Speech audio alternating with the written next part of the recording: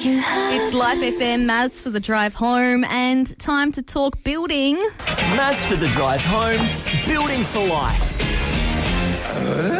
Jake and Nico from Dornford Building Group are in the studio again this Monday afternoon. How are we, boys? Yeah, well, thank you. Doing well? Okay, good. We are talking this week about something pretty interesting. What to know before signing a building contract. I think that this is, like I always say, building for dummies, because I know nothing about building in the building industry, but I actually feel like a lot of people probably aren't aware of a lot of what we're going to be discussing today, hence why it's an important segment that we're doing. So starting off by looking at what clauses sort of are. I know what clauses are in a contract generally, but in terms of a building contract, Jake, how do we sort of know what we're dealing with when we're looking at this? Yeah, fantastic. So let's sort of first start off with the types of contracts you can get in the building industry. So there's a few that we commonly see and not so commonly see, but one of them would be a lump sum contract. Right. And a lump sum contract is what it sounds like. You pay a lump sum up front. Now, I probably wouldn't advise doing that on a home. It's a lot of money. Yep. And then the next ones are where they're more common, which is a cost plus contract. And what that means is as costs come in, they get billed out to the client. Very, very open and transparent with the client with costings, but it can cause into some issues when you don't 100% know the end outcome. Right. And then there's a fixed price contract where it's, hey, this is what your house is going to cost. Is that the most common? Yeah, the most common would be a fixed price contract. Now, they say fixed price, but there are also some bits and pieces in there that make it not a fixed price, but we can go through that today and fantastic. talk about that. But then they're probably the three main contracts that people use for. Yeah. Because you hear a lot when you hear about, homes and building companies talking about these fixed price contracts and, no unexpected fees and that sort of thing. Let's look at, breaking down clauses, payment schedules, what's included, what's not included, common traps as well when it comes to signing and looking at a building contract. Yeah, sure thing. So I think we spoke about it last time we were on air a little bit, is just making sure that you understand your progress payments or whatever payment schedule you've got set up in the contract. Yeah. And that's clear to you, so you know what your obligations are and then also what you can expect from the builder. So be careful of large upfront deposits. That's something that, we would advise against. Look at what your state says in terms of the legislative code, but here in South Australia it's 5% for bigger contracts. Okay. So if you're paying anything over 5%, technically it's illegal. So make sure that you know what you're paying up front for your deposits. Yep. And then also when you can expect money to be going out. So that's really interesting, just with the 5% on the deposit. Is that, I guess it's a safeguard for the client in case something happens to the builder and they aren't able to fulfill what they're supposed to. It's not just for the builder either. We got caught out with paying a subcontractor more than 5% as deposit, and that contract actually went under.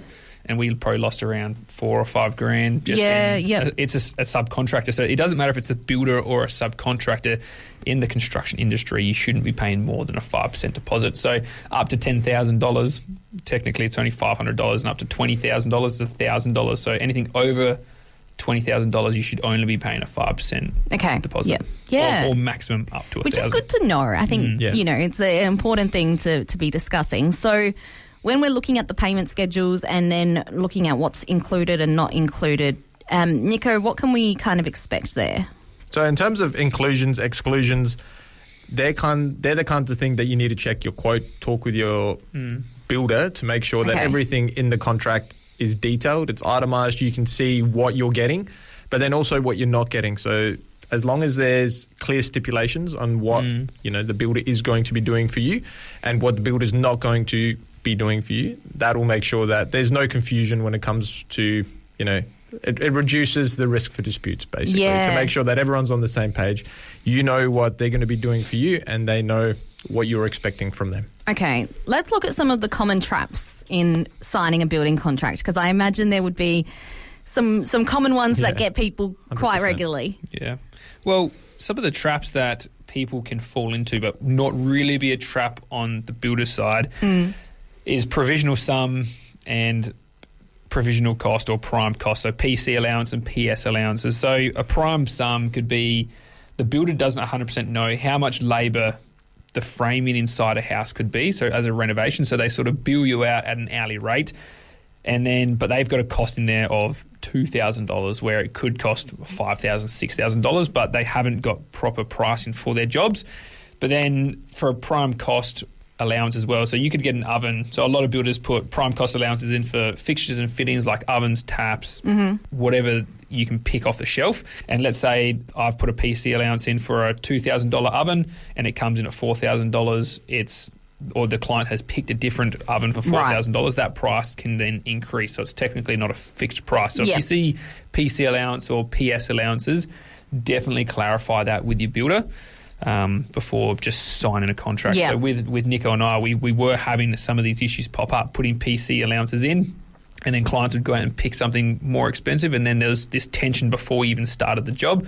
So what we now do to overcome that is we make sure our clients do all their selections before signing a building contract. Yeah. And I know we've touched on that in previous chats as well, and I think that's the beauty of doing that, is to make sure that there are no hidden extras down the road, because it would be much better to know it's going to cost you an extra $2,000 up front than to realise later and have not budgeted for that. No, 100%. So what are some other tips you've got around, I guess, looking at what those common traps are and avoiding them? Yeah, so variation clauses are something that you should definitely look at in your contract. Make sure that you know how the builder is going to be treating variations. So if there's any change to your contract, any change to the plans, are they going to put on, what percentage are they going to put on? Are they going to put on an admin fee? How are they going to charge for their time, for the labour? Everything like that. As long as there's clear communication from your builder what it's going to entail, that basically means that when it comes to that sort of awkward part on variations, everyone is, like I said before, on the same page. You know what to expect and your builder knows how to go about it. So I think that's something that's really important. But then also completion date clauses to make sure that there is an end point for your builder, rather than just saying, hey, look, build my house and it's going to take however long.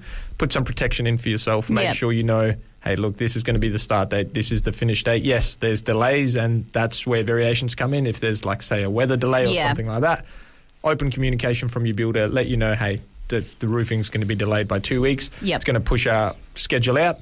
At least you know, but there is a set date, rather than just giving them a blank slate. And I guess things like even illness and things like that, or COVID, I don't know what that really did in the building industry at the time, but I would have imagined you had to kind of stop and not be in close proximity with other builders 100%. Or like contractors had to. So things like that would have made everything take a lot longer. Correct. So having the end date in there would be great, but then it doesn't mean it's necessarily going to actually be the exact date. And that's why communication with your builder is so important, to make sure that they're checking in with you regularly, you're checking in with them, keep that communication flowing both ways, to make sure you know what's going on, and if there are any changes, then you know why it's happening. Yeah, really good. Okay, some good tips there, and some good things to be aware of before signing a building contract. Next time we chat, we're actually going to be looking at some of the hidden costs of building and how to actually budget a little bit smarter so that we don't get bitten by those costs in a way that